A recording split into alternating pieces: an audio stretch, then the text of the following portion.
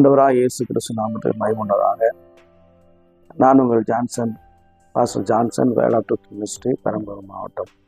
எல்லாரும் நல்லா இருக்கீங்களா? உங்கள் எல்லாருக்கும் ஆண்டவராக இயேசு நாமத்தில் உங்களை வாழ்த்துகிறேன். இன்றைக்கு நாம் பார்க்க போகிற ஒரு செய்தியோட தலைப்பு தீர்க்க தரிசனம். இந்த தலைப்பை கொடுத்து காரியத்தை கொடுத்து பார்க்க போகிறோம். உங்களுக்கு எல்லாரும் தெரிஞ்சிருப்போம், தீர்க்க தரிசனம்னு சொல்லிட்டு இன்றைக்கி நிறைய எங்கே பார்த்தாலும் தீர்க்க தரிசனங்கள் சொல்லப்பட்டு கொண்டிருக்கிறது. நிறைய ஊழியங்களுக்கு தீர்க்க தரிசன ஊழியம் என்ற பெயரை வைத்திருக்கிறார்கள். இன்றைக்கி யார் பார்த்தாலும் ஊழியக்காரன் மேடையில் பேசுவாங்க, தீர்க்க தரிசனம் சொல்லிட்டு சொல்கிறாங்க தரிசனம் சொல்கிறாங்க. ஸோ இதை குறித்து வேதம் நமக்கு என்ன சொல்லி கொடுத்துருக்கு, ஆண்டவர் என்ன சொல்லி கொடுத்துருக்கிறாரு அப்படிங்கிறத நம்ம பார்ப்போம். தேவன் தன்னுடைய ஜனங்களோடு பேசுவதற்கு 3 வழிகளை பயன்படுத்துகிறார். ஒன்று தரிசனம், அது ஆங்கிலத்தில் விஷன் என்று சொல்லுவார்கள். 2வது தீர்க்க தரிசனம், அது ப்ராஃபஸி. 3வது சொப்பனம் என்று சொல்லுவார்கள், அதாவது ட்ரீம்ஸ் என்று சொல்லக்கூடிய. இந்த 3 வழிகளில் தேவன் தன்னுடைய ஜனங்களோடு இடைப்படுகிறார். அதாவது நடக்க போகிற காரியங்களை சொல்வதற்கு இந்த 3 காரியங்களையும் அவர் பயன்படுத்துகிறார். இப்போ இந்த தரிசனம் என்பது என்ன அப்படின்னு சொன்னால், முழித்திருக்கும் போது, தூங்கும் போது அல்ல, விழித்திருக்கும் போது, ஜெபிக்கும் போது, தேவனை ஆராதிக்கும் பொழுது, அல்லது ஒரு கூட்டத்தில் இருக்கும் பொழுது, ஆவிக்குரிய காரணம் ஈடுபடும் போது, ஒரு நம்முடைய மாம்ச கண்கள் மறைக்கப்பட்டு ஆவியின் கண்கள் திறக்கப்பட்டு ஒரு எதிர்காலத்தை குறித்த காரியங்களை குறித்து ஒரு படம் போல, ஒரு காட்சி போல நாம் பார்ப்பது தான் தரிசனம். இதை விஷன்னு சொல்கிறாங்க. நிறைய பேர் குழப்பிடுவாங்க, நான் தரிசனத்தில் பார்த்தேன் அப்படின்னு சொல்லுவாங்க. இதுதான் இந்த தரிசனம் என்பது. தீர்க்க தரிசனம் என்பது இந்த படக்காட்சியெலாம் இருக்காது, அந்த உருவம்லாம் தெரியாது. வெறும் வார்த்தையில் தேவன் பேசுவார். வார்த்தையின் மூலம் ஒரு ஊழியக்காரர் மூலமாக, தீர்க்க தரிசனம் மூலமாக பேசுவார். எதிர்காலத்தில் நடக்கூடிய காரியங்களை குறித்து பேசுவார். இதுதான் தீர்க்க தரிசனம். சொப்பனம் என்பது தான் தூங்கும் போது கனவுலே வரக்கூடிய காரியங்கள். அதிலேயே ஆண்டவர் நமக்கு சில காரியங்களை வெளிப்படுத்துவார். இப்போ நாம பார்க்க போகிறது தீர்க்க தரிசனம். இந்த தீர்க்க தரிசனத்தை எதற்காக ஆண்டவர் நமக்கு எப்படி ஒரு காரியத்தை செய்திருக்கிறார் என்று சொல்லி கொடுக்கிறார் என்று சொல்லி பார்த்தோம்னு சொன்னால், முதல்ல ஆண்டவர் தான் தீர்க்க தரிசனமே சொன்னார், மனுஷன் சொல்லலை. நல்ல கவனிங்க, முதல்ல தீர்க்க தரிசனம் சொன்னதே ஆண்டவர் தான் சொல்லியிருக்கிறார். இது ஆதியாகமம் 3ஆம் அதிகாரத்தில் 15ஆம் வசனம். ஆதியாகமம் 3ஆம் அதிகாரம் 15ஆம் வசனம். ஆண்டவர் சொல்றாரு, ஆதாம் ஏவாளை பார்த்து சொல்றாரு, உனக்கும் அந்த சர்ப்பத்தை பார்த்து சொல்றாரு, உனக்கும் ஸ்திரீக்கும் உன் வித்துக்கும் அவன் வித்துக்கும் பகை உண்டாக்குவேன். அவர் உன் தலையை நசுக்குவார், நீ அவர் குதிகாலை நசுக்குவாய் என்று சொல்லி ஆண்டவர் அன்றைக்கு சாத்தான் சர்ப்பமாக உருவெடுத்து வந்த சாத்தானை பார்த்து இந்த காரியத்தை சொல்றார். இதுதான் முதல் வேதத்தில் சொல்லப்பட்ட முதல் தீர்க்க தரிசனம். அது தேவன் சொன்னது. கடைசியிலையும் பார்த்தீங்கன்னு சொன்னால், இறுதியாக தீர்க்க தரிசனம் சொன்னதும் தேவன் தான். வெளிப்படுத்தின விசேஷம் 22ஆம் அதிகாரம் 12ஆம் வசனம் சொல்லத்துல, இதோ சீக்கிரமாக வருகிறேன், அவனவனுடைய கிரியின்படி அவனவனுக்கு நான் அளிக்கும் பலன் என்னோட கூட வருகிறது அப்படின்னு சொல்லியிருக்காரு. வெளிப்படுத்தின விசேஷம் 12ஆம் அதிகாரம் 12ஆம் வசனம். இப்போ முதல் தீர்க்க தரிசனமும் தேவன் தான் சொல்லியிருக்கிறாரு, கடைசி தீர்க்க தரிசனமும் தேவன் தான் சொல்லியிருக்கிறாரு. நல்லா கவனிங்க. இப்போ இந்த தீர்க்க தரிசனம் என்பதை குறித்து நம்ம தெரிஞ்சுக்கணும் அப்படின்னா, ஏன் இதை பற்றி இது ஒரு வரம் அப்படின்னு சொல்லிட்டு 1 கொரிந்தியர் 12ஆம் அதிகாரத்தில் 10ஆம் வசனத்தில் தீர்க்க தரிசன வரம் என்றே ஒன்று இருக்கிறது. அதாவது ஆவிக்குரிய வரங்கள் 9 சொல்லப்பட்டல, அதில் ஒன்று தீர்க்க தரிசன வரம். இப்போ இந்த வரத்தை தேவன் எதுக்காக கொடுக்குறாரு நமக்கு அப்படின்னு சொன்னால், முதலாவது பாவத்தை குறித்து எச்சரிப்பதற்காக கொடுக்குறார். மனிதர்கள், தேவ பிள்ளைகள், தேவ ஜனங்கள் செய்கிற, உலகத்தார் செய்கிற பாவத்தை குறித்து எச்சரிப்பதற்காக தீர்க்க தரிசனம். ஏன்னா பாவம் செஞ்சீங்கன்னா இப்படி அழிவு வந்துடும் அப்படின்னு சொல்லிட்டு அவங்களை எச்சரிப்பதற்காக இந்த பாவத்தை குறித்து தீர்க்க தரிசனம் சொல்லப்படுகிறது. அதுக்காக. 2வது, தேவ ஜனங்களுக்கு அல்ல தேவ பிள்ளைகளுக்கு, ஒரு ஊழியக்காரனுக்கு வரக்கூடிய ஆபத்தை குறித்து வெளிப்படுத்துவதற்காக, அதை சொல்வதற்காக, வரக்கூடிய ஆபத்தை குறித்து எச்சரிப்பதற்காகவும் தீர்க்க தரிசனம் சொல்லப்பட்டிருக்கிறது.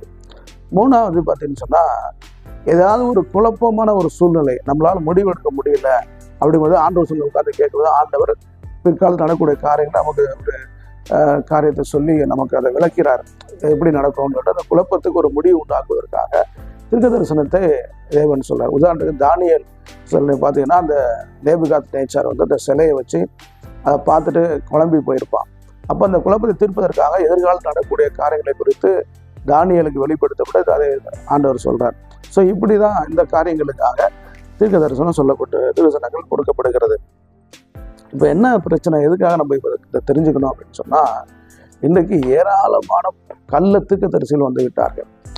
இப்போ வரல, எப்போ தீர்க்க தரிசனம் ஒன்று வந்துச்சோ அப்போலேருந்தே கள்ள தீர்க்க தரிசிகள் இருக்கிறாங்க. பிசாசானவர் இப்படி தேவனுடைய வார்த்தைக்கு எதிராக பொய் தீர்க்க தரிசனங்களை சொல்லி ஜனங்களை ஏமாற்றி அவளை அழிப்பதற்காக அவர் வந்து இந்த மாதிரி தீர்க்க தரிசனங்களை கள்ள தீர்க்க தரிசனம் எழுப்பி பொய்யான காரியங்களை சொல்லுகிறதை நாம் பழைய ஏற்பாட்டில் எரேமியாவில் எசேயாவில் இந்த மாதிரி காரியங்களை பார்க்குறோம். புதிய ஏற்பாட்டில் அப்போஸ்தலனாகிய பேதுரு வந்து இந்த கள்ள தீர்க்க தரிசனங்களை குறித்தும் பொய் ஊழியக்காரர்களை குறித்தும் அப்போஸ்தலனாகிய பவுல் எச்சரிக்கிறாரு. பேதுரு இன்னும் யூதா நிருபத்தில் பார்த்தீங்கன்னா அதை குறித்து நிறைய எழுதப்பட்டிருக்குது.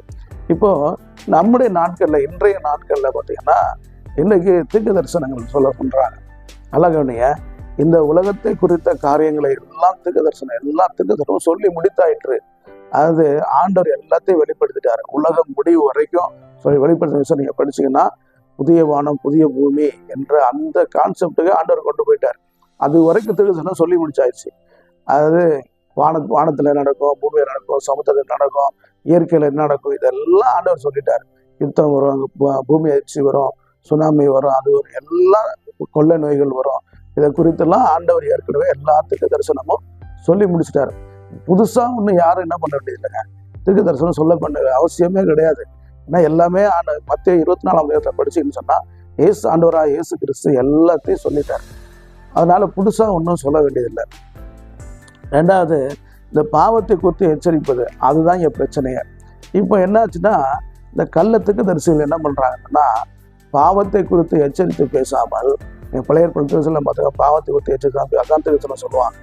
ஆனால் இன்றைக்கு இருக்கிற தீர்க்க தரிசி என்ன பண்ணுறாங்கன்னா, பாவத்தை குறித்து எச்சரித்து கண்டித்து பேசாமல் அவர்களுக்கு ஆசீர்வாதம் என்ற காரியங்களை சொல்லி தீர்க்க தரிசனமாக சொல்கிறாங்க. ஒரு ஊழியக்காரர் என்ன சொல்கிறாருன்னா, ஒரு சினிமா பாட்டையே பாடி இது தீர்க்க தரிசன பாடல் அப்படின்னு சொல்லிட்டு, இதை 6 மாதம் நீங்கள் பாடினீங்கன்னா 6 மாதத்தில் உங்களை ஆண்டவர் ஆசீர்வதிச்சிருவாரு அப்படின்னு சொல்லி சொல்கிறாரு. இதே ஜனங்கள், ஆயிரக்கணக்கான ஜனங்கள் உட்காந்து கை தட்டி ரசிக்கிறாங்க, இதை பார்க்குறாங்க. அப்போ இந்த காலம் எப்படி இருக்குதுன்னு பாருங்க. அப்போ பொய்யான தீர்க்க தரிசனம் சொல்கிறாங்க. அதனால கவனிங்க, இப்போ ஒரு கூட்டத்தில் ஒரு ஊழியக்காரர் வந்து ஒரு வியாதியை சொல்கிறாரு. இவங்களுக்கு இந்த வியாதி இருக்குது, இது ஆண்டவர் சுகமாக்குறான்னு சொல்கிறாரு. இது தீர்க்க தரிசனமானா இது தீர்க்க தரிசனம் கிடையாது, இது வெளிப்பாடு. வியாதியை குறித்து சொல்கிறது, இந்த மாதிரி பிரச்சனைகளை குறித்து சொல்கிறதுலாம் வெளிப்பாடுகள். இந்த மாதிரி காரியங்கள் இருக்குது. இதெல்லாம் உண்மையா பொய்யானா, சில உண்மைகள் இருக்குது, பொய்யே இருக்குது. இதை நம்ம கண்டுபிடிக்கணும், நம்ம தான் கண்டுபிடிக்கணும். உண்மையிலே இப்படி சொல்கிறாங்களா? நிறைய காரியங்கள் பொய்யான காரியம் நடந்திருக்குது. அந்த மாதிரி நீங்கள் பார்க்கணும். அப்போது இந்த மாதிரி பொய்யான தீர்க்க தரிசனங்கள் நிறைய இன்னைக்கு வந்துருச்சு. ஆசீர்வாதத்தை குறித்து தான் அவங்க சொல்லுவாங்க. இதை வச்சுன்னா கண்டுபிடிச்சிடலாம் இது இந்த தீர்க்க தரிசனம் பொய் அப்படின்னு சொல்லிட்டு. நல்ல கவனிங்க, ஆண்டவர் அப்படி எங்கேயுமே சொல்லலை. ஆசீர்வாதம் எப்படி வரும் அப்படின்னா, தேவனுடைய வசனத்தை கீழ்ப்படியும் போது தேவனுக்கு ஆசீர்வதிக்கிறார். அவர் என்ன சொல்றாரு? முதலாவது தேவனுடைய ராஜ்யத்தை நீதியை தேடுங்கள், பின்பு எல்லாம் உங்களுக்கு கூட கொடுக்க போது ஆண்டவர் சொல்றார். அப்போ ஆண்டவருடைய வசனத்தை கீழ்ப்படியும் போது தான் தேவன் நம்ம ஆசீர்வதிக்கிறார். அதுல ஒரு சந்தேகம் நமக்கு கிடையாது. ஆனால் இவங்க என்ன சொல்றாங்கன்னா, நீ எனக்கு காணிக்கை கொடுத்தா, நீ எனக்கு பணம் கொடுத்தா உனக்கு தேவன் பணம் கொடுப்பாரு. நீ எனக்கு 1000 ரூபா கொடுத்தனா ஆண்டவர் 10,000 கொடுப்பாரு. நீ 1 லட்சம் கொடுத்தா அவனுக்கு 10 லட்சம் கொடுப்பாரு. உனக்கு கார் வாங்கி கொடுப்பாரு. அப்படி இப்படி எல்லாம் சொல்லி தீர்க்க தரிசனம் சொல்றாங்க இல்லையா?